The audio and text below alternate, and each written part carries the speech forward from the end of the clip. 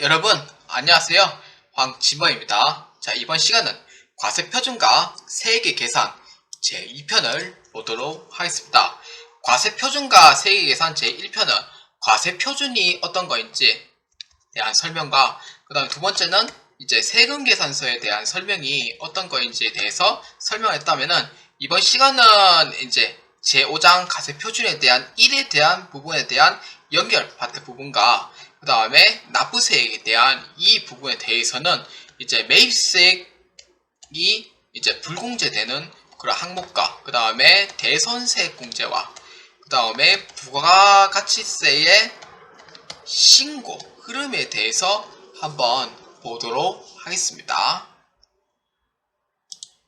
자, 이번 목표는 세금계산서의 흐름에 대해 설명할 수 있다 입니다. 자, 첫 번째는 과세표준에 대해 설명할 수 있고, 두 번째는 부가가치세 신고 흐름에 대해서 설명할 수 있고, 세 번째는 대손세액 공제 요건에 대해 설명할 수 있고, 네 번째는 매입세 불공제에 대해서 설명할 수 있겠습니다. 자, 저번 시간에 이제 4장에서 했던 부분 있죠. 4장에서 했던 부분에 대해서 한번 복습을 해볼게요. 자, 매출의 공급가액은 매출가액을 얘기를 하죠. 그러니까 즉 재화나 용역에 판매를 했는 매출가액이 과세표준에 대한 금액이 된다고 했었고요.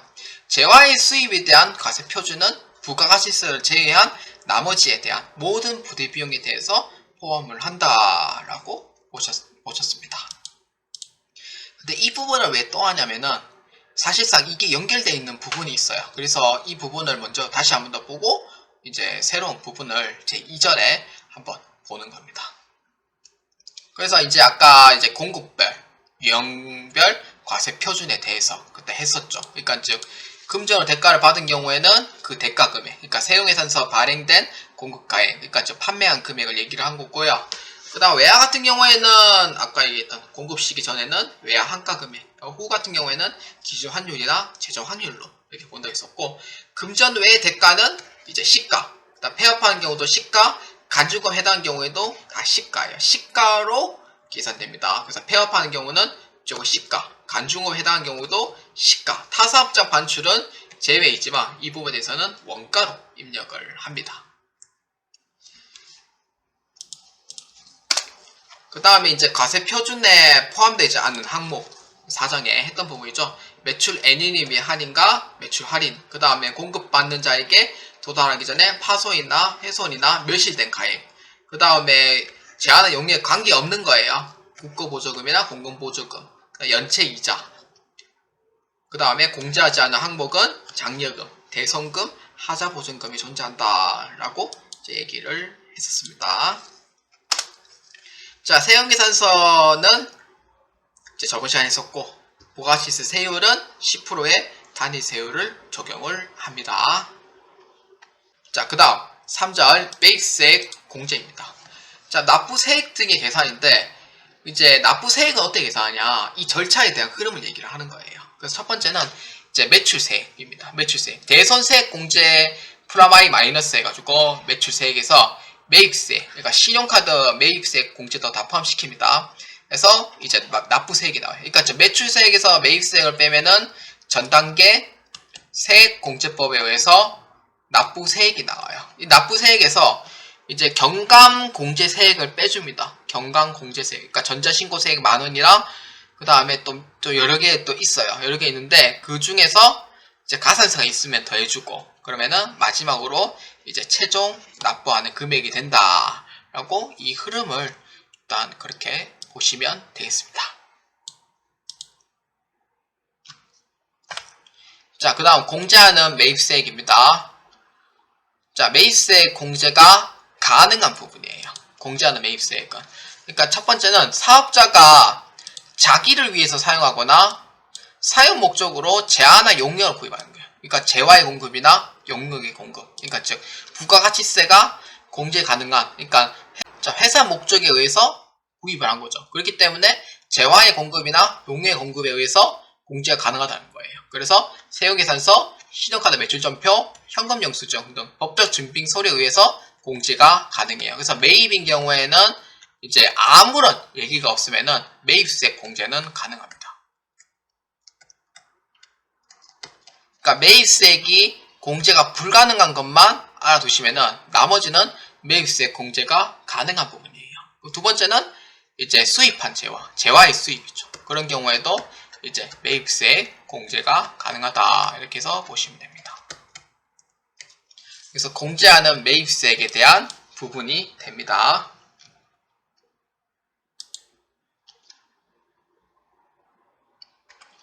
자, 그 다음 공제하지 아니하는 매입수액이에요. 공제하지 않은 매입수액. 이 부분 정말 중요한데 이 부분은 FAT나 TAT나 그 다음에 전산회계, 그 다음에 전산세무회계, 이거 다 중요한 부분이에요. 이 부분은 이제 실무에서도 시험 문제 나오고요. 이론에 대해서도 그 시험 문제 나오는 경우도 있어요. 그래서 이론과 실무에 대해서 이제 확실하게 알아두실 필요는 있습니다. 자, 공제하지 않는 매입세액이 가장 중요하고 가장 중요한 부분만 먼저 체크를 하면은 이제 4번, 그 다음에 5번, 그 다음에 7번 이 부분이 시험 문제에서 가장 많이 나와요. 특히 실무시험에 가장 많이 나오니까 4번하고 5번하고 7번은 반드시 알아두셔야 됩니다. 자, 하나씩 읽어보면은 자, 1번 매입처별 세용계산서 합계표를 제출하지 아니한 경우에요. 세용계산서 합계표를 제출하지 아니한 경우, 그러니까 즉 세용계산서도 뭐 다른 경우 있죠. 그런 다른 경우라든지. 그러니까 두 번째는 이제 세용계산서 또는 수입 세용계산서를 발급하지 않은 경우 다 불공제예요. 그러니까 불량으로 작성한 거는 다 불공제예요. 그 다음 세 번째는 사업과 관련이 없는 지출, 그러니까 즉 업무 무관이죠. 업무 무관. 그러니까 그러니까 매입세 공제를 받으려면은 업무하고 관련이 있는 부분만 매입세 공제를 받을 수가 있어요. 그래서 사업과 관련이 없는 지출은 업무 무관에 해당이 되고, 그 다음에 네 번째는 이제 업무용 승용차 구입 임차 및 그 유지에 대한 제한인데, 이 부분에 대해서는 이제 그 주로 이제 승용차 같은 걸 얘기를 하는데 자세한 거는 뒤에서 하도록 하고요. 접대비와 이와 유사한 비용은 무조건 접대비 개정 과목이 이제 해당이 되는 거는 다 불공제가 돼요. 그 다음 면세 사업 등에 대한 매입세액은 뭐냐면은 이제 그 겸역사업자죠. 겸업사업자에 대한 해당하는 부분이 되고요. 그 다음에 토지에 대한 자본적 지출은 이 토지 자체가 공급을 하면은 면세를 보지만, 그러니까 토지를 구입을 할 때도 면세를 봐야 되는데 세금계산서를 발행하는 경우도 있어요. 토지의 형식이라든지 어떠한 부분 발행하는 경우 있는데 이 부분에 대해서는 본래는 면세이긴 하지만 세금계산 발행하면은 공제 이상은 될 수가 없어요. 그래서 토지에 대한 매입세, 그 다음에 사업자 등록 신청하기 전 매입세이라고 있는데, 사업자 등록 신청하기 전 매입세액은 20일 안에 그 주민등록번호로 기재한 거는 공제 대상이 돼요. 근데 원칙적으로는 안 됩니다. 그래서 8번에 대한 사업자 등록하기 신청하기 전 매입세액으로 이제 그 총 8가지의 공제하지 않은 매입세액에 대해서 이제 이렇게 있다라고 보시면 됩니다. 그 중에서 가장 중요한 4번하고 5번하고 7번은 무조건 아셔야 돼요. 실무 문제에서도 시험 문제에서 가장 많이 나오는 부분이에요. 자, 그 다음 3번 사업과 관련이 없는 지출이에요. 당연히 불공제죠. 당연히 사업과 관련이 없어요. 당연히 불공제죠. 이거는 뭐 공제를 받을 수 있다 뭐 그런 건 없습니다. 절대 없어요. 그래서 다 불공제예요. 그래서 사업과 관련이 없는 지출에 대한 매입세액은 공제하지 않는다. 매입세액 불공제예요. 그에 관련되어 있는 업무와 관련이 없는 것도 전부 다 불공제입니다. 업무와 관련이 없는 취득비, 유지비, 수선비, 필요경비 이런 거 다 불공제. 그 다음에 사업자가 직접 사용하지 않고 타인이 사용하는 거, 유지비, 수선비, 사용료 이런 거 다 불공제. 그 다음에 업무와 관련이 없는 자산을 취득하기 위한 지급이자, 그러니까 사업과 관련 없는 접대비 다 불공제죠. 자, 1번에서 4번까지 모두 얘기하는 거는 전부 다 불공제에 해당이 됩니다. 불공제.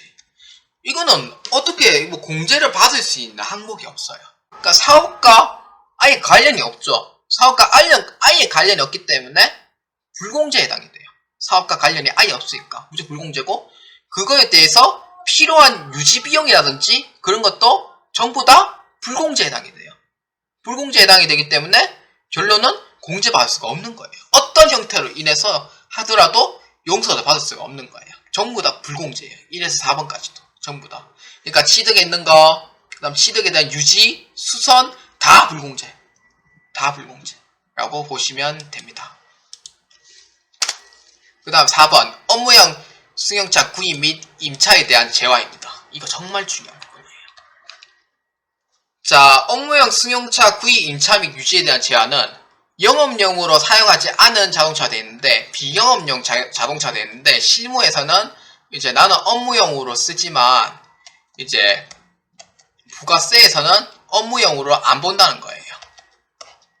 실무에서는 부가세로 이제 실무에서는 업무용을 쓴다고 해도 부가세는 업무용을 안 보는 거예요. 그래서 공제 대상이 되지 않는다라는 얘기가 됩니다. 자, 2번 별표 치시고요. 자, 중요합니다. 2번은 첫 번째 1000cc 초과입니다. 이 아닙니다. 1000cc 초과 자동차 또는 8인승 이하, 8인승 이하 미만 아닙니다. 그래서 이륜차는 125cc 초과하는 거, 거의 뭐 뿔뿔이야. 이거는 거의 뭐 125cc 정도 초과를 해요. 그래서 공제상이 아니다 라는 거. 그래서 1000cc 이하의 자동차 또는 8인승 초과하는 자동차, 그다음 이륜차는 125cc 이하까지는 공제가 가능해요. 그래서 이 조건을 반드시 외우셔야 돼요. 왜냐면은 실무 문제에서도 나오고 이론에서도 한 번씩 시험 문제 나오기 때문에 반드시 알고 계셔야 돼요. 자, 그 다음 별표. 화물차, 지게차, 포크레인, 특수차, 버스, 1톤 트럭, 승합차는 부가가치세가 공제 대상이 됩니다. 그래서 반드시 이 부분은 아셔야 됩니다.